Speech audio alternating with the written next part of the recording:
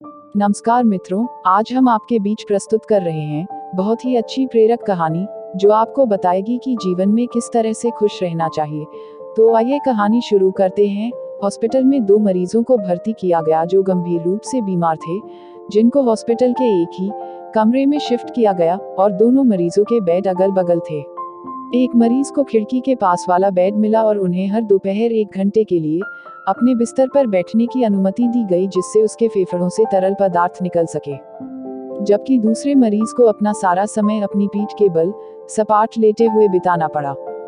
दूसरे दिन दोनों मरीजों की आपस में बोलचाल होने लगी और दोनों घंटों तक बात किया करते। दोनों अपने जीवन, अपनी नौकरी, बच्चों और पत्नियों के बारे में बात किया करते।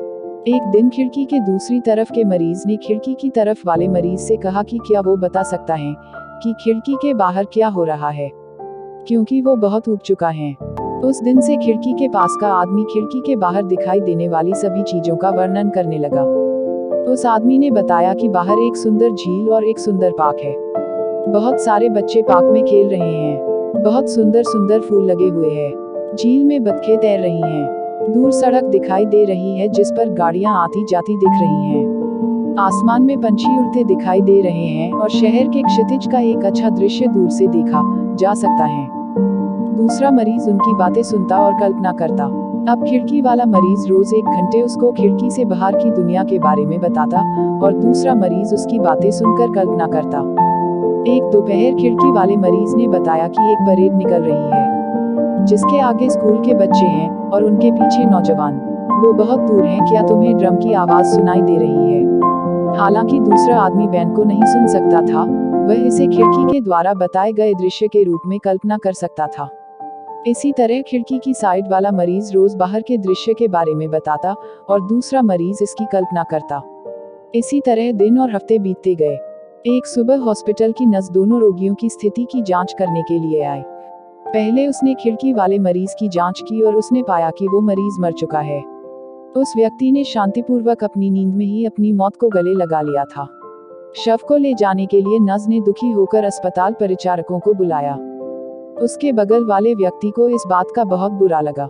1-2 दिन बीतने लगे, वह उस मरीज को और खिड़की से बाहर दिखने वाली चीजों को याद करने लगा।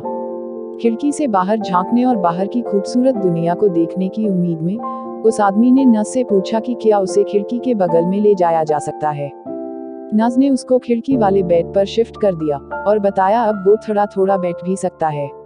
1-2 दिन बाद वो बैठने में कंफर्ट हो गया और बाहर देखने के लिए खिड़की की ओर मुड़ गया। लेकिन जैसे ही उसने खिड़की के बाहर देखा वो दंग रह गया। खिड़की के बाहर एक खाली दीवार थी। उसने आश्चर्य से नर्स से पूछा कि खिड़की के बाहर के दृश्य के बारे में मेरा रूममेट मुझसे झूठ क्यों बोलता था, जबकि यहाँ सिर्फ एक दीवार है। वो जो मुझे अद्भुत चीजें बताता था, वो कहाँ से देखता था। उसने नर्स को सारी बातें बताई। नर्स ने बताया, आप दुखी रहते थे, शायद इसलिए वह सिर्फ आपको प्रोत्साहित करना और आपको खुश करना चाहते थे, जबकि वो पूरी तरह अंधे थे।